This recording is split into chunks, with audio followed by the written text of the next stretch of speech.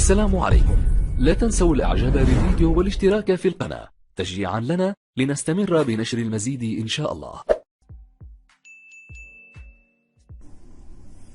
The Syrian army is down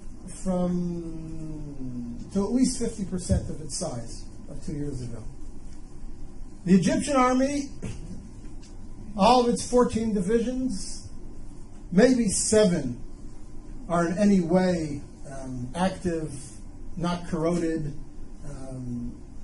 corrupt, falling apart. The Arab military threat to Israel. قال لك التهديد العسكري العربي لإسرائيل تبخر، وكينسى أن الجيش الجزائر تغنى بسحق اليهود ساعة. Has evaporated.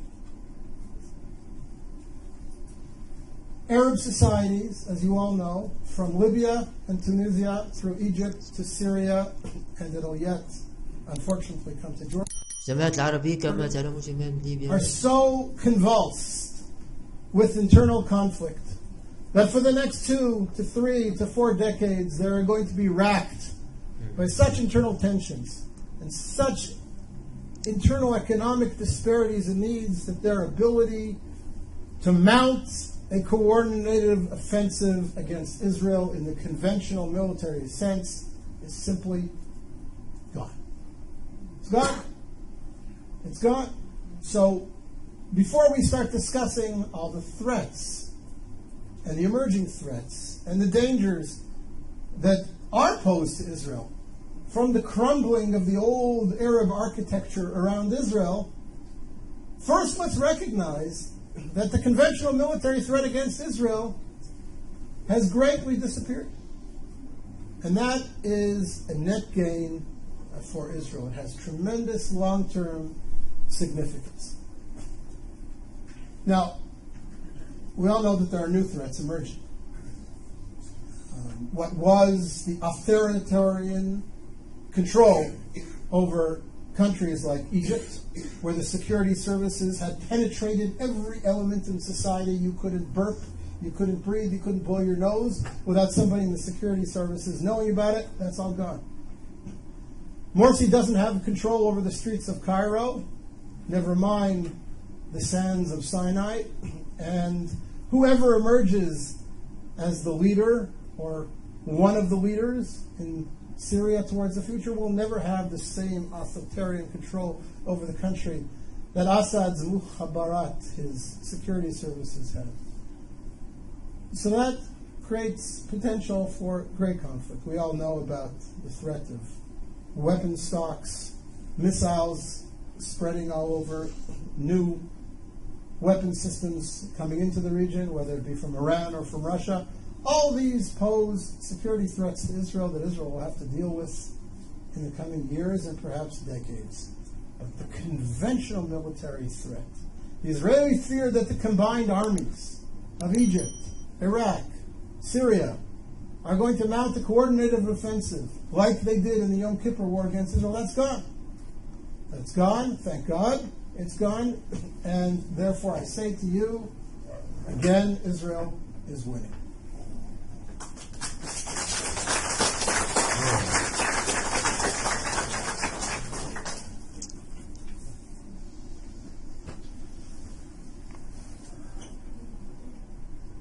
Point number 9, in grand historical terms, of course Israel is winning. Look at the society that's been created in Israel. Look at the creativity of the Israeli community. Look at the vibrancy of life in Israel. I look at my kids. I have a son-in-law who's a software engineer in Israeli military intelligence. I have a daughter doing her PhD in genetics at the Hebrew University. I have a daughter studying architecture at Ariel University in Samaria. I have a son completing his bachelor's degree in computer science in high school, and he will graduate high school with his degree in computer sciences, and he has studied intensively 17 tractates of the Talmud, and he knows his Bible inside out and backwards. and I have 2 younger kids who are كي غادي يسالي ديال الخوت غادي نتكلم ونعطي الخلاصه ديال الكلام ديالو وعلاش ما جبتش يعني هاد الدوله هذه اللي ذكرت لكم في الاول. younger grades, and I look at them and I see their contributions and their future contributions to Israeli society, and I look at their friends who are all doing similar exciting things, and one of my daughters is a little bit of an artist as well, and you look at this and you say, what a wonderful youth we have, what a powerful country we have.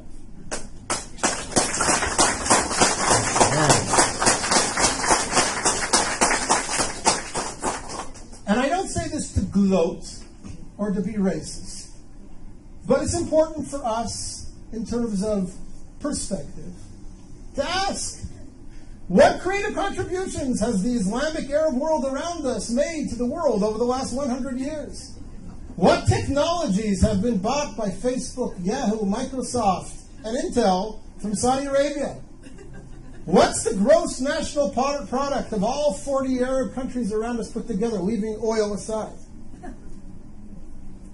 And again, not because I mean to be denigrating or dismissive of the Arab world, and not because I want to gloat, but because I want to reinforce in our own minds how powerful we are, how vibrant a society, how creative a society Israel has become, how proud we ought to be, how right we are to be able to continue to claim that Israel is an honorable member of the world community and making contributions to that world. It's important for us to remember that we're winning.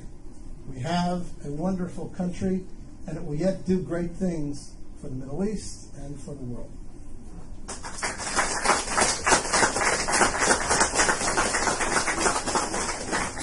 And I forgot, we now have gas.